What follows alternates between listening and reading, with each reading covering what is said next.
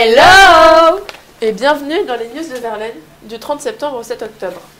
Nous commencerons par vous parler du projet Interact Tour qui a eu lieu au collège. Ensuite, Elisa vous parlera d'une exposition sur la Birmanie qu'elle a vue à Évrecy. Nous continuerons avec l'incendie de Rouen avec Elisa et Marilou. Enfin, Claire vous parlera des dauphins échoués qu'elle a vus sur les plages de l'océan Atlantique. On continuera avec l'attaque de la préfecture à Paris. Ensuite, je vous parlerai de ce qui se passe en Irak. Et on terminera avec l'astuce écolo. Et pour ce faire, c'est Océane qui va commencer. Je vais vous parler du projet Interact Tour qui aura lieu au collège et qui est en lien avec le CDU et le HCR. Demain, toutes les classes de 4e auront une journée bien spéciale autour de la migration avec le conseiller départemental et le HCR. Ils auront une visite virtuelle de camps de réfugiés, une exposition et des témoignages de migrants.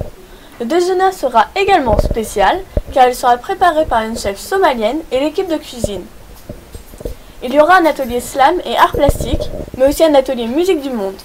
Les élèves seront répartis donc sur ces différents ateliers, mais ne pourront peut-être pas participer à tout. Les 4e 1 et les 4e 2 feront un reportage qui aura lieu au collège avec un journaliste afin de préparer un article pour le blog et la web TV. Je vais vous parler d'une exposition photo et d'un film que j'ai vu à la médiathèque d'Évrecy. Donc cette exposition parle d'un génocide en Birmanie. 600 000 Rohingyas vivent sous la menace d'un génocide. Ils vivent des persécutions et des conditions de vie déplorables. Ils sont privés de terre, de nourriture, de liberté de circulation et d'aide humanitaire. Ils sont également privés d'identité. Il y a un organisme qui est là pour les aider, c'est l'Organisation des Nations Unies, donc ONU, et il y a également une association qui s'appelle France Birmanie. La semaine dernière, nous vous avons parlé de l'incendie de l'usine Le Brizol de Rouen. Elle a eu beaucoup de conséquences. Les habitants sont révoltés. Par exemple, le site France Info nous apprend que le personnel du collège Jean Le Canuet font grève ce lundi, car les jours précédents, je cite, « Un certain nombre de nos élèves souffrent régulièrement, à leur domicile, de nausées, vomissements. » Ils subissent également en cours des vertiges, de la toux, gorge irritée et des maux de tête. Un suivi médical est demandé pour les personnes fréquentant les écoles. Chaque année, un millier de dauphins se retrouvent morts sur les plages de l'océan Atlantique en France. Cela mobilise des scientifiques et militants. Ces décès de dauphins sont dus à des asphyxies, car ils ont été pris dans des filets de pêcheurs. Maintenant, nous envoyons des drones et des bateaux pour vérifier ces informations. Les requins, phoques, marsouins et albatros sont dans le même cas. Comment agir?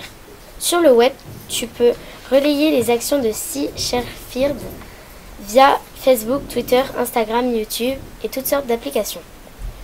Dans ton établissement, tu peux proposer une intervention de Sea Shepherd pour qu'ils expliquent leur engagement.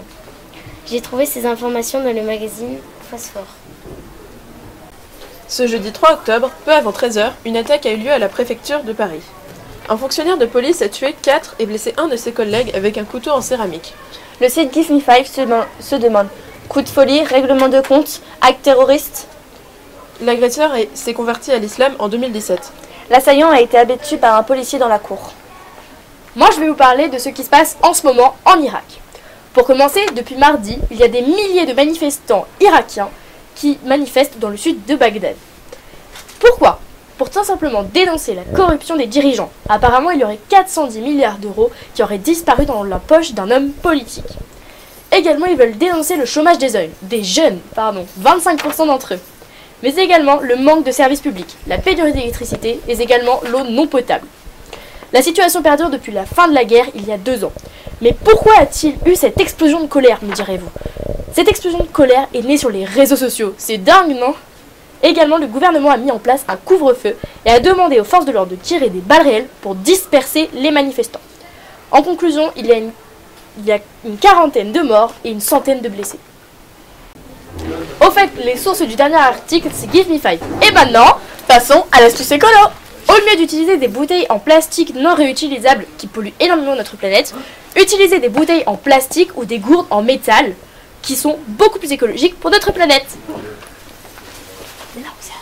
Pour conclure, merci d'avoir regardé ce numéro et nous remercions également Clémentine et Claire qui ont osé passer à l'avant de la caméra. Nous informons également que le numéro de la semaine prochaine n'aura pas lieu pour cause de départ en voyage scolaire. Sur ce, bonnes vacances et à bientôt!